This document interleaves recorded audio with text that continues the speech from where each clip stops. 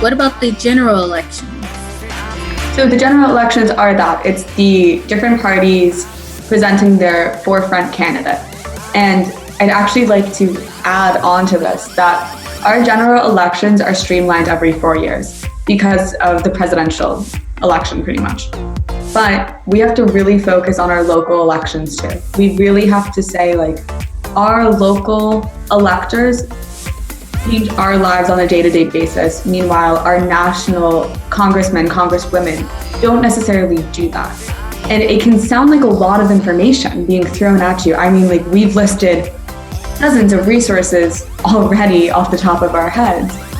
So having just designating a time for yourself to become an informed voter, 30 minutes. 30 minutes, that's all you really need to find out your polling station, what a general election is, who's running in your primary, and taking that time to be a great civic citizen. It can sound very daunting, but it's not. How can you research a party and candidate? So candidate research is extremely important, and you can find these whether on the candidate-specific website or through articles. So you have to develop a full understanding of that candidate and their policies before you can vote for that person. So sometimes you can go on and visit like www.edmarkeyforsenate.com, and you can list and see all his legislation and his issues, and you can learn about that candidate. It takes tops 30 minutes to learn about their legislation and their policies. I did it for mail-in ballot. I just Googled their names. What are the main issues you should focus on when selecting a candidate? That's a very personal question. I think that changes over time. Your priorities right now may not be the same priorities that you will have when you're older. So different candidates also like to present their main points. So if a candidate is very big on the Green New Deal, that's going to be their main point that they drive. If you are more inclined though for like food waste, and there's a candidate out there that says food waste is a #1 issue in our country, you'd be more likely to vote for that person. If you don't like any of the candidates, what should you do? That's a hard one because we live in a very bipartisan system, where it's like Republican or Democrat, and that's your only option. Right now, this is our reality. So I don't think that we should not vote. Like, that's the first thing. I'd be like, even if you don't like either side, just take the time to research both of them if you're really that indecisive, and then decide based on the information you have for yourself. But don't not vote. Yeah, so even if your dream candidate is not doing well, you have to realize that even if they drop out because they weren't doing well, or there were other issues with the campaign, you have to realize that the election isn't over. There are still candidates who are fighting for you, and they're here to make a better society for all of us. So candidates are still campaigning all over the country, and they're vying for your support, and they want your support. It's not just election day that's going to matter, it's the entire year that's going to matter. So the future of this country is shaped on an ongoing basis, and we have to realize it's not just one day that determines the entire future, it's every day. What are some myths about voting?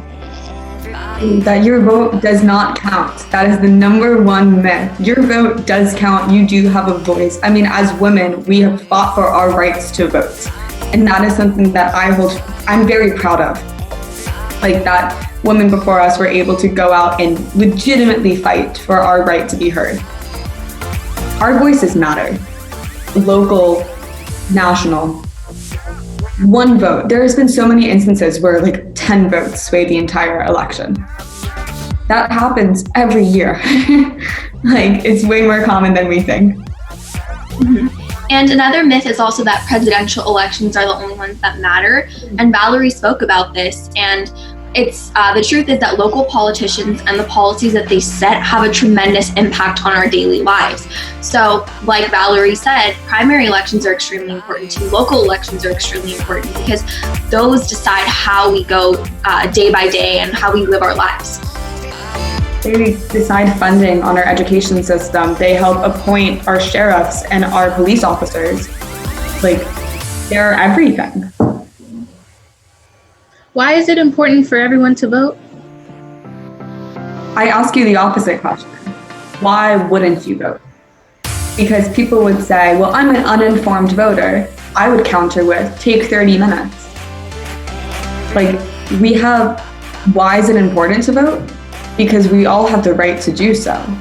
We all have a say in how our government functions. We all have a say in how much we get taxed, how our education systems go, how much money is spent on sanitation services, providing teachers right pay. So if a school district isn't supplying teachers enough money, we can vote the people out that want to defund the education systems. Why our vote matters is why we want a society, an idealistic society, our ideal of society. Well, thank you all for watching. Be sure to like, comment, and subscribe. And thank you for letting us interview you guys. It was so much fun. Thank you so much for having us. And is there anything you'd like to say about your organization or any advice for anybody? Go ahead. Yeah. So I just wanted to say to everyone out there, whether you're a new voter or you've been voting for however long you've been voting for, get out and talk to people. You never know who you're talking to. Volunteer. If you support a particular candidate, volunteer for that candidate. Learn about their policies. Advocate for their policies. Participating in elections is one of the most important things you can do as an American. So use that right and just go out there and vote in November. And I'll add on to that. I urge all of us to engage in conversation. It can be daunting.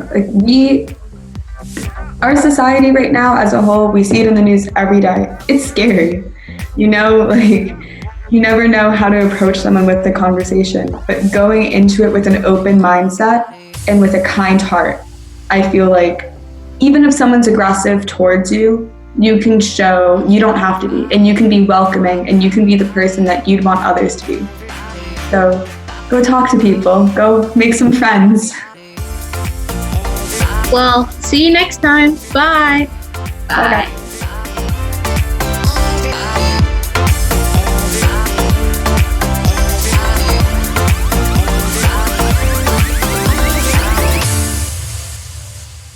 Hey, don't click out the video yet. Did you like, comment, and subscribe? And also, be sure to follow us on Instagram, Twitter, and Facebook at YHELPnow. And don't forget to check out my blogs at YHELPnow.com. See you later. Bye.